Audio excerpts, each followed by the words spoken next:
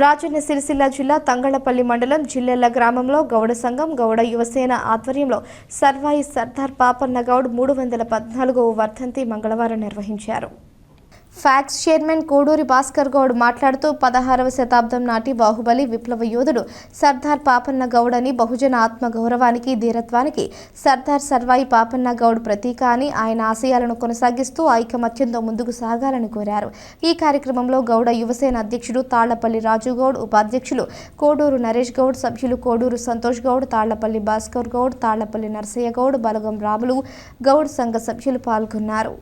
గ్రామంలో పిల్లల గౌడ సంఘం మరియు బహుజన కులాలు అందరూ కలిసి ఈరోజు ఆయన వర్ధంతికి ఘనంగా నివాళి అర్పించడం జరిగింది.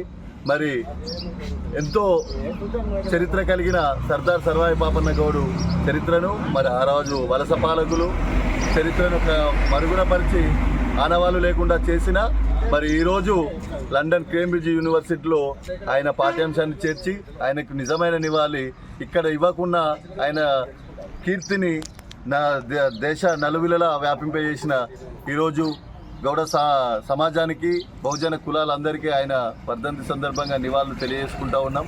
మరి ఆయన సాధించిన స్ఫూర్తితోని అన్ని కులాలను ఏకం చేసి రాజ్యాధికార దిశగా గౌడ్లు ముందుకు పోవాలి, బహుజనులందరూ ఏకమై ముందుకు కదిలి రాజ్యాధికారాన్ని సాధించిన రోజే నిజంగా ఆయనకు ఘనమైన నివాళి అర్పించడం. మనకు రావాల్సిన హక్కులను కూడా పూర్తి స్థాయిలో మనం కొట్లాడి మన నిమ్న జాతులందరినీ ముందుకు తీసుకెళ్లే విధంగా ఐక్యతతో ముందుకు వెళ్లాలని సందర్భంగా కోరుకుంటూ మరొకసారి ఈ కార్యక్రమంలో పాల్గొన్న అందరికీ హృదయపూర్వకంగా ధన్యవాదాలు తెలియజేస్తూ మరొకసారి నివాళి తెలియజేస్తాం.